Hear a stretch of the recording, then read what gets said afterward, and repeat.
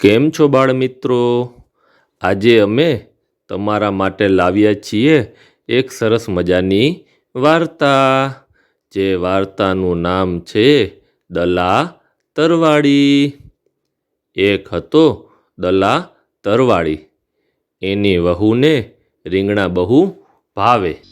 સાંભળો, આજે તમે વાડીએ જજો અને સરસ નાના રીંગણા લઈ આવજો. વરસાદ પણ ચાલુ થઈ ગયો છે એટલે રીંગણનું સરસ મજાનું ભરેલું શાક બનાવીશું. દલા તરવાડી રીંગણા લેવા ઉપડ્યા. એ તો પહોંચ્યા એક વાડીએ. ખાતરી કરી લીધી કે વાડીવાળા ભાઈ તો નથી, પણ કોઈને પૂછ્યા વિના કાંઈ લેવાય. એટલે એમણે તો વાડીને જ પૂછ્યું. વાડી રે બાઈ વાડી, રીંગણા લઉં બે ચાર? અને પોતે જ જવાબ આપ્યો, લ્યો ને ભાઈ 10-12. અને દલાભાઈએ તો નાના નાના 10-12 રીંગણા વીણી લીધા. દલાભાઈના વહુ રીંગણા જોઈને ખુશ થઈ ગયા. વાહ, તમે તો બહુ બધા રીંગણ લઈ આવ્યા. ચાલો, સરસ. હવે તમે પાછા ગામમાં આટો મારી આવો એટલે હું છે ને તમારા માટે રીંગણનું શાક બનાવી રાખું અને બધી તૈયારી કરી લઉં. પછી તો દલાભાઈ રોજ જાય અને વાડીને પૂછીને રીંગણા ઉઠાવે. વાડીના માલિકને એક દિવસ વહેમ ગયો કે કોઈક રીંગણા ચોરી જાય છે. એક દિવસ ચોર પકડવા એ તો ઝાડ પાછળ સંતાઈને ઊભા હતા.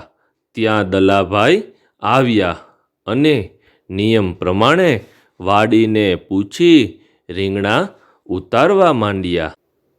વાડીવાળાએ તો દલાભાઈને પકડ્યા, પણ દલાભાઈ કહે, હું ક્યાં એમનેમ લઉં છું, વાડીને પૂછીને તો લઉં છું.